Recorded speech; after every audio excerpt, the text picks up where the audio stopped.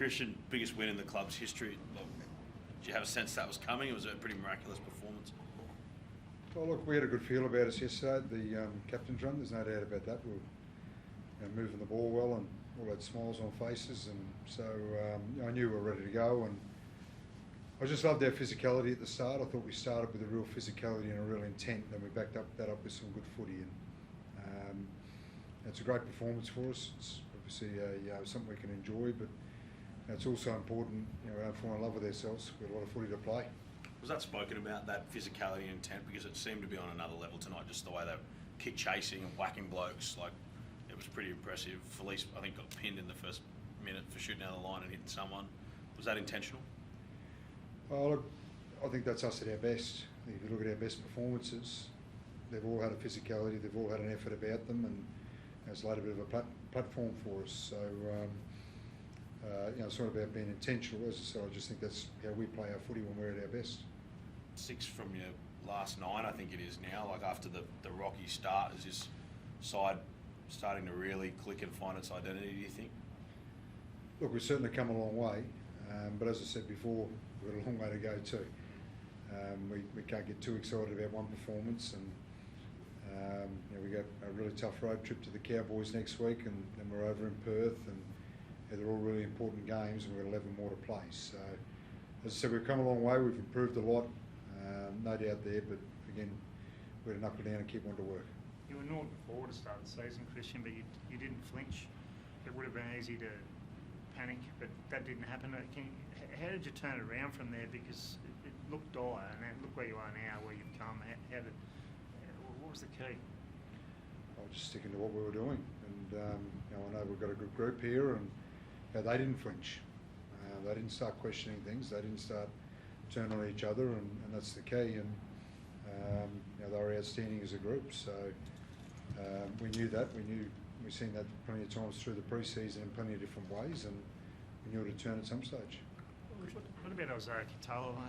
Look, tonight, I know he's had some very good games, but tonight he played with absolute confidence, tried a whole heap of stuff. It all came off just about, and him and Nicarima together now. It's a great partnership, but what about the way he's developing now, and he seems to just be shooting at? Yeah, look, I'll talk about him most weeks, and he's an outstanding young man. He's an outstanding football player, and the best thing about him is that he wants to be the best player he can be. So, what you see, he's working at that all the time, and he comes off disappointed about a couple of things because he wants to keep improving. He wants to be, as I said, the best footy player he can be. And he'll keep doing that, and what he's really improved and what he's really worked hard on is his defence, and he's made some real changes there and some real improvements, and you can see that in his game. What about you, Felice? You played with Cooper Croc in his pomp. But when you look at Qatar, what do you see? Why is he so good? He's still got a lot of potential, but he's still working hard at his game. I think a lot of young kids can come through and have it all and be happy with that, but he's still willing to find areas to improve and keep improving his game. I think that's why he's going the way he is. You must be very impressed with the way the side defended tonight. Like, we've seen Bostock make a lot of great tackles, some really big hits. You started it with that one on Valentine and knocked the ball out. But what does that? You love that sort of stuff. I mean, what does that do for you playing with a group that can do that? I love it. There's no hiding that. I love being physical. I love that part of the game. And when you get other players jumping on the back of it, I don't want to give Bossy too much raps because we won't hear the end of it throughout the week. But that was a great tackle he did on his winger, and we all feed off each other. It's awesome for our game.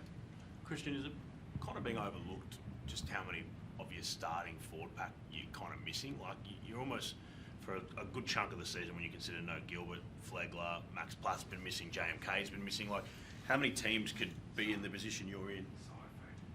Saifidi as well, yeah. How many teams could be in the position you're in, missing those guys to be playing so well? It's a real credit to blokes like Kafous, and Frankie Milo's come in. He's been a great addition for us, and I was really happy for him tonight.